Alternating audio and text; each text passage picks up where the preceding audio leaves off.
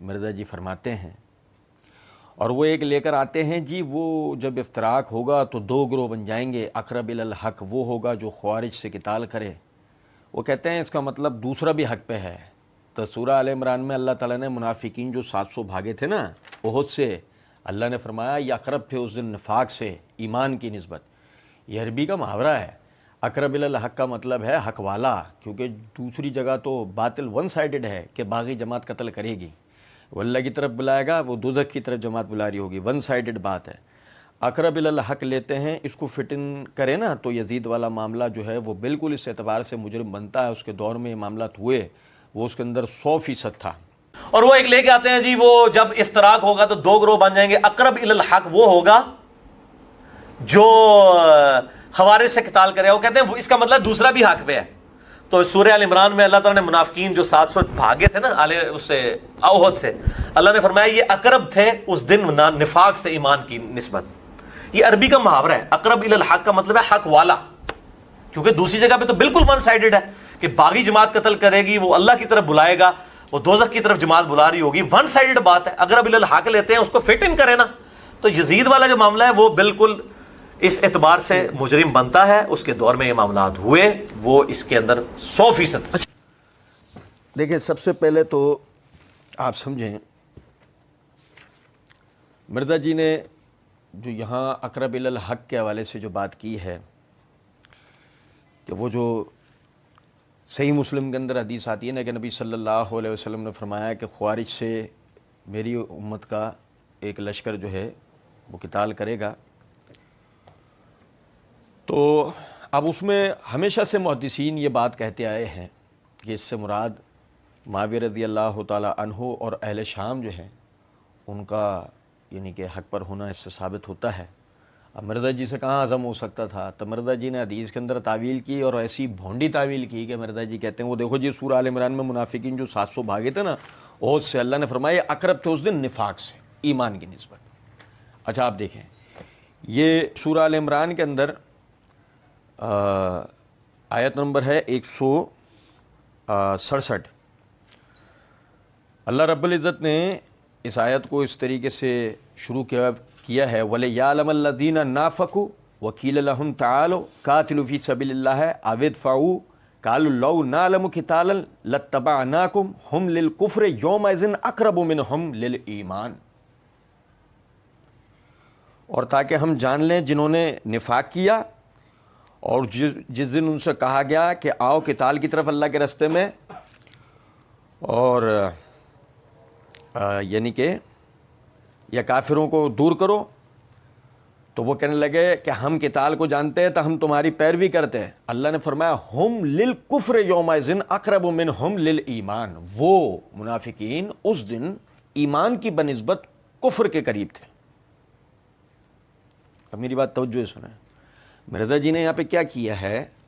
کہ اقرب الی الحق کا جواب انہوں نے دیا ہے اس سے کہ جو منافقین جو بھاگے تھے نا احد سے، اللہ نے فرمایا یہ اقرب تھے اس دن نفاق سے ایمان کی بنسبت، ایمان کی نسبت نفاق سے قریب تھے۔ اب یہاں مسئلہ یہ تھا کہ مرزا جی نے یعنی اقرب الی الحق کا معنی یہ بتانا ہے حق والا بمقابل کس کے؟ دوسرے گروہ کے، اور اس کو باطل پہ ثابت کرنا ہے۔ آیت جو مرزا جی نے پڑھی ہے اس کے اندر یعنی کہ یہ لفظ استعمال کیا، اس دن وہ نفاق سے ایمان کے بنسبت زیادہ قریب تھے، لیکن اللہ رب العزت نے فرمایا وہ کفر سے بنسبت ایمان کے زیادہ قریب تھے، جس کا مطلب بالکل واضح ہے کہ یہاں صحابہ کا ذکر نہیں ہو رہا، کیونکہ یہ بات تو طے شدہ ہے کہ مرزا جی بھی یعنی یہ بات پہلے کہہ چکے ہیں کہ صحابہ 3 کیٹیگریز کے اندر تھے۔ ایک کیٹیگری وہ جو سابقون الاولون ہیں، دوسری منافقین، اور تیسرے ملے جلے اعمال والے۔ تو مرزا جی نے کفر کا تو ذکر کیا ہی نہیں نا کہ جو کفر کی طرف بھی تھے۔ اب آیت میں تو لفظ کفر تھا، مرزا جی نے اس کو گھما کے کر دیا نفاق۔ اللہ نے فرمایا یہ اقرب تھے اس دن نفاق سے ایمان کی نسبت۔ آیت میں موجود لفظ کو جو کفر تھا اس کو کر دیا نفاق۔ اب اس سے سامنے تاثر یہ دیا کہ دیکھو وہ ایماندار اس دن یعنی کہ کوئی یعنی اپنا نفاق کے اس دن زیادہ قریب ہو گئے تھے وہ جو یعنی وہاں سے بھاگے تھے۔ اب مرزا جی تاثر یہ دینا چاہ رہے ہیں کہ بالکل اسی طریقے سے وہ اقرب الی الحق تھے، وہ حق والے تھے، اور یہ لوگ اہل شام یہ نعوذ باللہ منافقین تھے۔ اچھا اب دیکھیں یہی وجہ ہے کہ آپ دیکھیں یہ میرے ہاتھ میں تفسیر ابن کثیر ہے، اس کی جلد نمبر 1 کا یہ صفحہ نمبر 462 ہے۔ حافظ ابن کثیر رحمۃ اللہ علیہ اس آیت کی تفسیر کرتے ہوئے فرماتے ہیں دونوں جماعتوں کی مدبھیڑ کے دن جو نقصان تم کو پہنچا ہے کہ تم دشمنوں کے مقابلے سے بھاگ کھڑے ہوئے، تم میں سے بعض لوگ شہید بھی ہوئے اور زخمی بھی ہوئے، یہ سب اللہ کی طرف سے قضا و قدر سے تھا۔ اس کی حکمت اس کی متقاضی تھی کہ اس کا ایک سبب یہ بھی تھا کہ ثابت قدم غیر متزلزل ایمان والے صابر بندے بھی معلوم ہو جائیں اور منافقین کا حال بھی کھل جائے، جیسے عبداللہ بن ابی بن سلول اور اس کے ساتھی، جیسے عبداللہ بن ابی بن سلول اور اس کے ساتھی کہ راستے میں سے واپس لوٹا ہے، کہ راستے میں سے واپس لوٹا ہے۔ ایک مسلمان نے انہیں سمجھایا کہ بھائی آؤ اللہ کے راستے میں جہاد کرو یا کم از کم ان چڑھ آنے والوں کو ہٹاؤ، لیکن انہوں نے ٹال دیا کہ ہم تو فنون جنگ سے بے خبر ہیں، اگر جانتے ہوتے تو ضرور تمہاری پیروی کرتے۔ یہ بھی مدافعت میں تھا کہ وہ مسلمانوں کے ساتھ تو رہتے جس سے مسلمانوں کی گنتی زیادہ معلوم ہوتی، یا دعائیں کرتے رہتے یا تیاریاں ہی کرتے رہتے۔ ان کے جواب کا ایک مطلب یہ بھی بیان کیا گیا کہ اگر ہمیں معلوم ہوتا کہ تم سچ مچ دشمنوں سے لڑو گے تو ہم بھی تمہارا ساتھ دیتے، لیکن ہم جانتے ہیں کہ لڑائی ہونے کی نہیں۔ اب اس کا مطلب آپ دیکھیں کہ جن حضرات صحابہ کرام نے اس دن مدافعاتی کیفیت اختیار کی ہے، آیت میں اشارہ ان کی طرف نہیں ہے، بلکہ یہ وہ 300 افراد منافقین ہیں کہ جو جنگ کا میدان ابھی جنگ شروع ہونے سے پہلے ہی چھوڑ کر وہ چلے گئے تھے، یہ ان کی طرف بات تھی۔ یہی وجہ ہے کہ حافظ ابن کثیر رحمۃ اللہ علیہ نے بھی اسی طرف توجہ دلائی، لیکن مرزا صاحب جو ہے وہ باقاعدہ اس آیت سے صحابہ کرام رضوان اللہ علیہ مجمعین کی نفاق کی طرف اشارہ دے رہے ہیں۔ اور یہ دیکھیں یہ میرے ہاتھ میں تفسیر قرطبی ہے، اس کی جلد نمبر 2 کا صفحہ نمبر 816 اور 817۔ امام قرطبی کہتے ہیں وَلِيَعْلَمَ الْمُؤْمِنِينَ وَلِيَعْلَمَ الَّذِينَ نَافَقُوا، یعنی تاکہ وہ مومنین اور منافقین کو الگ الگ کر دے، اور یہ بھی کہا گیا ہے تاکہ مومنین کا ایمان جنگ میں ان کے ثابت قدم رہنے کے ساتھ ظاہر ہو جائے، اور تاکہ منافقین کا کفر ان کی مصیبت پر خوشی کا اظہار کرنے کے ساتھ ظاہر ہو جائے، پس وہ جان لیں گے۔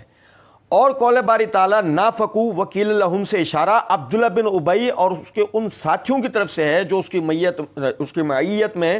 حضور نبی مکرم صلی اللہ علیہ وسلم کی مدد و نصرت سے واپس لوٹ گئے تھے، اور وہ 300 تھے، اور ان کے پیچھے عبداللہ بن عمر بن حرام انصاری اور ابو جابر بن عبداللہ بھی چلے۔ تو آپ نے انہیں فرمایا اللہ تعالیٰ سے ڈرو اور اپنے نبی کو نہ چھوڑو، اور اللہ تعالیٰ کے راستے میں قتال کرو یا بچاؤ کرو، اور اسی طرح کی بات کہی۔ ابن ابی نے آپ کو کہا میں نہیں جانتا تھا کہ جنگ ہوگی، اور اگر ہم جانتے کہ جنگ ہوگی تو یقیناً ہم تمہارا ساتھ ہوتے۔ پس جب عبداللہ ان سے مایوس ہو گیا تو اس نے کہا اے اللہ کے دشمنوں تم جاؤ، پس اللہ تعالیٰ اپنے رسول معظم صلی اللہ علیہ وسلم کو تم سے مستغنی کر دے گا، اور وہ حضور نبی کریم صلی اللہ علیہ وسلم کے ساتھ چلا گیا اور شہید کر دیا گیا۔ اب آپ یہاں اندازہ کریں کہ عبداللہ بن ابی بن سلول کے پروپیگنڈے کا شکار ہو کر ایک صحابی بھی وہاں سے پلٹنے لگے تھے، لیکن جیسے ہی انہیں خبردار کیا گیا وہ صحابی واپس پلٹ آئے، اللہ کے راستے میں جہاد کیا اور شہید ہو گئے، جس کا مطلب بالکل واضح ہے کہ جو اللہ رب العزت نے مومنین اور منافقین کے درمیان کا جو فرق بتانا تھا وہ اسی وقت ظاہر ہو چکا تھا۔ اور اس کے بعد دوسرے صفحے میں فرماتے ہیں ہم للکفر یومئذ اقرب منہم للایمان۔ اب اس کے وہ یعنی کہ تشریح کر رہے ہیں، یعنی انہوں نے اپنا حال بیان کر دیا اور اپنے پردے چاک کر دیے اور اپنے نفاق کو ظاہر کر دیا، ہر اس کے لیے جو یہ گمان رکھتا تھا کہ وہ مسلمان ہے، پس وہ ظاہر حال میں کفر کے زیادہ قریب ہو گئے، وہ ظاہر حال میں کفر کے زیادہ قریب ہو گئے، اگرچہ وہ فی الحقیقت کافر تھا، اگرچہ وہ فی الحقیقت کافر تھا۔ اور قول ہی تعالیٰ یقولون بافواہہم ما لیس فی قلوبہم، یعنی انہوں نے ایمان ظاہر کیا اور کفر کو چھپا کر رکھا۔ اب بتائیں یہاں مسلمانوں کا مسلمانوں سے کوئی مقابلہ تھا کہ اقرب الی الحق کے محاورے کو مرزا جی یہاں فٹ کرتے؟ یہاں مسلمان بنسبت کفار کا مقابلہ تھا کہ وہ کفار کے جنہوں نے اپنا کفر کو اپنے دل میں چھپا کے اوپر سے وہ نفاق یعنی نفاق میں انہوں نے خود کو مسلمان ظاہر کیا بتا، تو یہ تو یہاں معاملہ بن ہی نہیں سکتا۔ مرزا جی کہتے ہیں تو یعنی یہ عربی کا محاورہ اقرب الی الحق کا مطلب ہے حق والا، کیونکہ دوسری جگہ تو باطل ون سائیڈڈ ہے کہ باغی جماعت قتل کرے گی۔ اللہ کے فضل و کرم سے ہم نے اس حوالے سے قاتلین عمار اور مرزا انجینئر کے دھوکے کے عنوان سے پوری ایک ویڈیو ریکارڈ کروائی ہے، اس میں ہم نے اس کی پوری وضاحت دی ہے۔ اور جو یہ مرزا جی نے کہا ہے نا کہ جی وہ اللہ کی طرف بلائے گا، وہ دوزخ کی طرف جماعت بلا رہی ہوگی، ون سائیڈڈ بات ہے، ہم نے اس میں واضح کیا ہے بالکل کہ قاتلین کون تھے، جہنم کی طرف بلانے والے کون تھے اور جنت کی طرف بلانے والے کون تھے۔ الحمدللہ وہاں ہم نے ثابت کیا ہے کہ اہل شام سیدنا معاویہ رضی اللہ تعالیٰ عنہ سے سیدنا عمرو بن عاص و مغیرہ بن شعبہ یہ حضرات جو ہے یہ خدا نخواستہ باغیوں میں سے نہیں. اچھا کہتے ہیں ون سائیڈڈ بات ہے. اچھا جی اچھا میں ایک آپ بھائیوں کو توجہ دلاؤں, یہ وہی مرزا صاحب ہیں کہ جنہوں نے اپنی اس مسئلہ 157 کی ابتدا یہ کہہ کے کیے کہ میں اللہ کا فہم بیان کروں گا, اللہ کے محبوب صلی اللہ علیہ وسلم کا فہم بیان کروں گا, اور ہمارے سلف کا. یہ سلف کا فہم کہیں بھی بیان نہیں کرتے, یہ اپنی گھسیڑ کر لاتے ہیں. سمجھے ذرا, میں نے آپ کو حافظ ابن کثیر اور امام قرطبی کے حوالے سے وضاحت دی, ابن رات میں فتح الباری ہے, اس کی یہ جلد نمبر 13 کا صفحہ نمبر 259 ہے. یہاں پہ حافظ ابن حجر رحمۃ اللہ علیہ صحیح بخاری کتاب استطابۃ المرتدین والمعاندین وقتالہم, اس کے تحت امام بخاری نے باب قائم کیا, باب قول نبی صلی اللہ علیہ وسلم لا تقوم الساعۃ حتی تقتتل فئتان دعواہما واحدۃ. اس کے تحت حدیث نمبر 6935 کہ نبی صلی اللہ علیہ وسلم نے فرمایا لا تقوم الساعۃ حتی تقتتل فئتان دعواہما واحدۃ, قیامت اس وقت تک قائم نہیں ہوگی جب تک دو گروہ آپس میں لڑنا پڑے جن کا دعویٰ ایک ہوگا. اب یہ دیکھیں گا ذرا بات کو, حافظ ابن کثیر رحمۃ اللہ علیہ فرماتے ہیں والمراد بالفئتین جماعت علی و جماعت معاویہ, ان دو گروہوں سے مراد سیدنا علی کا گروہ اور سیدنا معاویہ کا گروہ. والمراد بدعوۃ الاسلام علی الراجح, اور راجح بات یہ ہے کہ جو ان کا ایک دعویٰ جو کہا گیا ہے اس سے مراد ان کی اسلام کی طرف دعوت ہے. وکیلا, اور یہ بھی کہا گیا ہے المراد اعتقاد کل منہما انہ علی الحق, اور یہ بھی کہا گیا ہے کہ مراد ان میں سے ہر ایک کا یہ اعتقاد تھا کہ ان میں سے ہر ایک حق کی طرف ہے. وَأَوْرَدَهُ هُنَّ لِلْإِشَارَةِ إِلَى مَا وَقَعَ فِي بَعْضِ طُرُقِهِ كَمَا عِنْدَ الطَّبْرِي مِنْ طَرِيقِ أَبِي النَّضْرِ عَنْ أَبِي سَعِيدٍ نَحْوَ حَدِيثِ الْبَابِ وَزَادَ فِي آخِرِهِ. اچھا دیکھو, اور یہ اس کی طرف اشارہ دیا گیا ہے جو کہ اسی کے بعض یعنی کہ طرق میں ہے, جیسے کہ امام طبری بھی لے کے آئے ہیں بسند ابی نظرہ بواسطہ ابی سعید, اسی حدیث کی طرح جس میں آخر میں یہ الفاظ ہیں فبینہما ہم کذالک اذا مرکت مارکۃ یقتلھا اول الطائفتین بالحق, اور ایک گروہ ان میں سے نکلے گا جس سے قتال کرے گا ان دونوں گروہوں میں سے وہ جو حق کے قریب ہوگا, فبذالک تظہر مناسبۃ لما قبلہ, تو یہی مناسبت رکھتا ہے اس پہلے والی حدیث. یعنی کہ دیکھو حافظ ابن کثیر رحمۃ اللہ علیہ بھی یہ بتا رہے ہیں اقرب الی الحق کا مطلب کیا ہے کہ ایک ان میں حق کے زیادہ قریب ہوگا, یعنی کہ ایک ہی حق والا ہوگا دوسرا حق والا نہیں ہوگا. اور سنیں ذرا بات کو, پھر جو حافظ ابن کثیر رحمۃ اللہ علیہ حافظ ابن حجر رحمۃ اللہ علیہ نے جس روایت کی طرف اشارہ کیا ہے, اور جو مرزا جی نے اقرب الی الحق والی روایت پوری جو پڑھ کے نہیں سنائی جان بوجھ کے, یہ میرے ہاتھ میں صحیح مسلم ہے. صحیح مسلم کتاب الزکوٰۃ کے اندر امام نووی رحمۃ اللہ علیہ نے اس کو قتال الخوارج کے باب کے تحت اس کو ذکر کرتے ہوئے حدیث نمبر 2345 ذکر کی ہے. یہی ابی نظرہ والی جو بواسطہ ابو سعید خدری رضی اللہ عنہ روایت کرتے ہیں کہ نبی صلی اللہ علیہ وسلم نے فرمایا تمرک مارکۃ عند فرقۃ من المسلمین, فرقۃ من المسلمین یقتلھا اول الطائفتین بالحق, کہ نبی صلی اللہ علیہ وسلم نے فرمایا مسلمانوں کے میں تفریق کے وقت, مسلمانوں میں تفریق کے وقت ایک گروہ جدا ہو جائے گا اور مسلمانوں کی دو جماعتوں میں سے جو حق کے زیادہ قریب ہوگی وہ اس فرقے کو قتل کرے گی. کچھ سمجھے ہیں بات کو یا نہیں؟ تو مطلب عرض کرنے کا ہے کہ اگر اقرب الی الحق کا مطلب ون سائیڈڈ بات ہوتی تو جب تک ہوتی جب تک اقرب الی الحق کا جملہ ہوتا ہے, جبکہ بات اس طرح ہے فرقۃ من المسلمین, وہ اس میں سے نکلے گا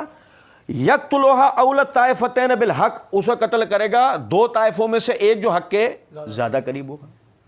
یعنی خود نبی صلی اللہ علیہ وسلم نے تین گروہوں کا مسلمانوں کے اندر سے نکلنے کا, تین گروہوں کا ذکر کیا, تین گروہ ہوں گے مسلمانوں میں سے, ٹھیک ہے.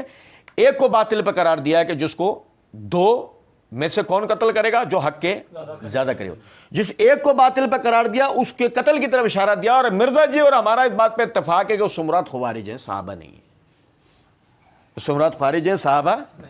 نہیں ہیں. اور کہتے ہیں کہ جی اس کو فٹ ان کریں نا تو یزید والا معاملہ جو ہے وہ بالکل اس اعتبار سے مجرم بنتا ہے. اس کے دور میں یہ معاملات ہوئے, وہ اس کے اندر 100% تھا, وہ اس کے اندر 100% تھا. مرزا جی کو سننے والے ایک تو وہ طبقہ کہ جو غیر جانبدار ہے,